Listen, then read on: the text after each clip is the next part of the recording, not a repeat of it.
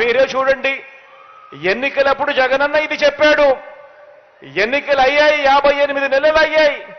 ఇందులో చెప్పిన ప్రతి ఒక్కటి కూడా చేసి చూపించాడు. చూడండమ్మా అని చెప్పి మీ ఇంటికే వచ్చి మీకే మేనిఫెస్టో ఇచ్చి మీరే టిక్కు పెట్టండి అని చెప్పి ధైర్యంగా, చిత్తశుద్ధితో, నిబద్ధతతో మీ ఇంటి గడప తట్టగలిగిన పరిస్థితి ఏ పార్టీకైనా ఉంది అనంటే అది ఒక్క వైఎస్ఆర్ కాంగ్రెస్ పార్టీకి మాత్రమే ఉంది అని కూడా చెప్పడానికి గర్వపడతా ఉన్నాను. మేనిఫెస్టో అంటే చెత్తబుట్టలో వేసే, ఎన్నికలప్పుడు ప్రజలను మోసం చేయడం, ఎన్నికలప్పుడు రంగురంగుల హామీలు ఇవ్వడం, ఇచ్చిన తర్వాత దానిని చెత్తబుట్టలో వేయడం అనే సాంప్రదాయాన్ని మారుస్తూ ఎన్నికల ప్రణాళికనంటే ఒక బైబిల్ అని, ఒక భగవద్గీత అని, ఒక ఖురాన్ అని దానిని భావిస్తూ విశ్వసనీయత అన్న పదానికి అర్థం తీసుకురావడం ఎప్పుడు జరిగింది అనంటే అది కేవలం మీ బిడ్డ ముఖ్యమంత్రి అయిన తర్వాత మాత్రమే జరిగింది అని కూడా చెప్పడానికి గర్వపడతా ఉన్నాను మీ బిడ్డగా.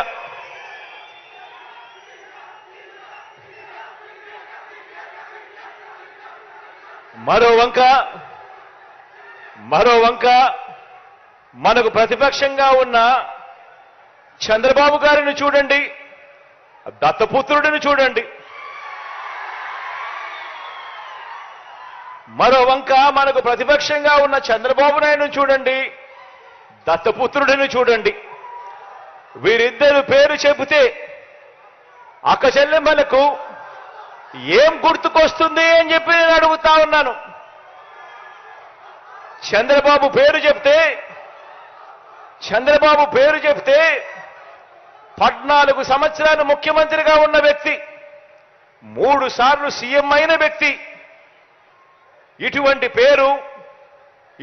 వ్యక్తి పేరు చంద్రబాబు నాయుడు గారి పేరు చెబితే అక్క చెల్లెమ్మలకు గుర్తొచ్చేది ఏమిటి అని అంటే బాబు చేసిన వంచనలు గుర్తుకొస్తాయి. పొదుపు సంఘాల్లో ఉన్న అక్క చెల్లెమ్మలకు ఏం గుర్తుకొస్తుంది అని అంటే చంద్రబాబు చేసిన దగా గుర్తుకొస్తుంది అని కూడా ఈ సందర్భంగా తెలియజేస్తా ఉన్నా. చంద్రబాబు నాయుడు గారి పేరు చెప్తే ఆయన చేసిన ఒక్క మంచి గుర్తుకు రాదు. ఆయన పేరు చెప్తే ఒక్క మంచి స్కీము కూడా గుర్తుకు రాని పరిస్థితి చంద్రబాబు నాయుడు గారిదైతే, ఇక దత్తపుత్రుడి పేరు చెబితే ఏం గుర్తుకొస్తుందో తెలుసా?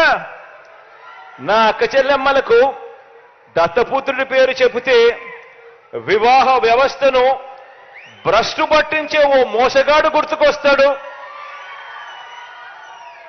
5 సంవత్సరాలకు ఒకసారి కారును మార్చినట్టుగా భార్యలను మార్చే ఒక మ్యారేజ్ స్టారు ఓ వంచకుడు గుర్తుకు వస్తాడు దత్తపుత్రుడి పేరు చెబితే.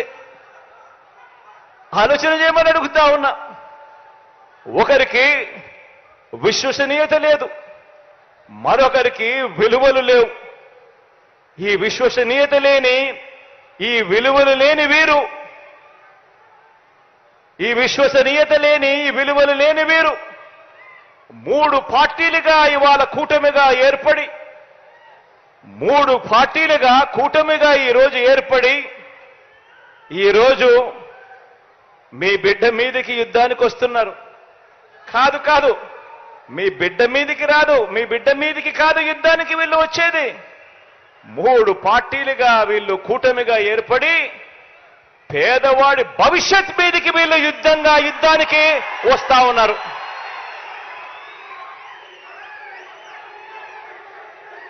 ఇదే ముగ్గురు,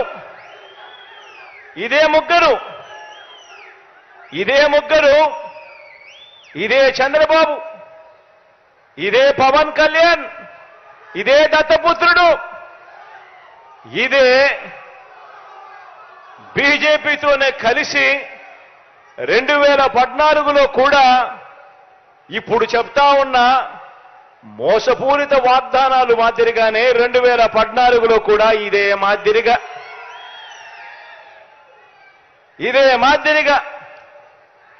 2014లో కూడా ఎన్నికలప్పుడు ఇదే ముగ్గురు ఒకటయ్యారు. ఇదే ముగ్గురు ఒకే స్టేజ్ మీద కూర్చున్నారు. ఇదే ముగ్గురు ఒక కూటమిగా ఏర్పడ్డారు. ఏర్పడిన ఏకంగా ఇదే పెద్ద మనిషి చంద్రబాబు నాయుడు గారు ఎన్నికల మేనిఫెస్టో అంటూ ఈ మాదిరిగా ఇచ్చి ఏకంగా చంద్రబాబు నాయుడు గారు సంతకం పెట్టి మరి ఈ మాదిరిగా ప్రతి ఇంటికి కూడా పంపించాడు ఈ పెద్ద మనిషి చంద్రబాబు గారు. ఇందులో ఈయన రాసిన మాటలు, రాసిన వాగ్దానాలు, రైతులకు రుణమాఫీ పైన మొదటి సంతకం చేస్తానన్నాడు.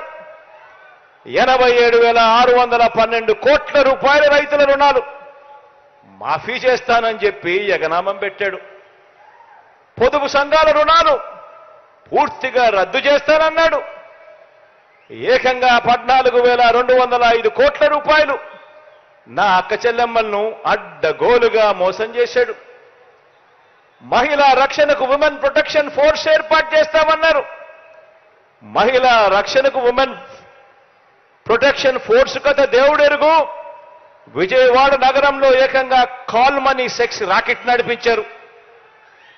ఆడబిడ్డ పుట్టిన వెంటనే మహాలక్ష్మి పథకం కింద 25,000 రూపాయలు ప్రతి అక్క చెల్లెమ్మ కుటుంబ ఖాతాల్లోకి వేస్తాను. ఆడపాప పుట్టిన వెంటనే అని చెప్పి వారి బ్యాంక్ అకౌంట్లో డిపాజిట్ చేస్తాను అని మహాలక్ష్మి అనే పేరు పెట్టాడు. ఒక్కరికైనా కూడా ఆడపిల్ల పుట్టినప్పుడు మీకు తెలిసిన వ్యక్తులకు కానీ, మీకు తెలిసిన అక్క చెల్లెమ్మలకు కానీ ఒక్కరికైనా వారు ఆడపిల్లలు పుట్టినప్పుడు 25,000 రూపాయలు వాళ్ళ బ్యాంక్ అకౌంట్లోకి డిపాజిట్ చేసినాడా అని అడుగుతాను నేను. ఇలా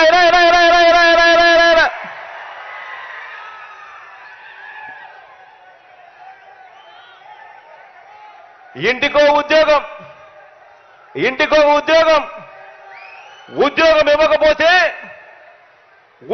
ఇవ్వకపోతే ప్రతి ఇంటికి 2,000 రూపాయలు నిరుద్యోగ భృతి అంటే సంవత్సరానికి 24,000. 5 సంవత్సరాలు అని అంటే దాని అర్థం 1,25,000 రూపాయలు. ఒక్కరికైనా ఇచ్చాడా అని అడుగుతా ఉన్నా నేను మిమ్మల్ని అందరినీ కూడా. ఇలా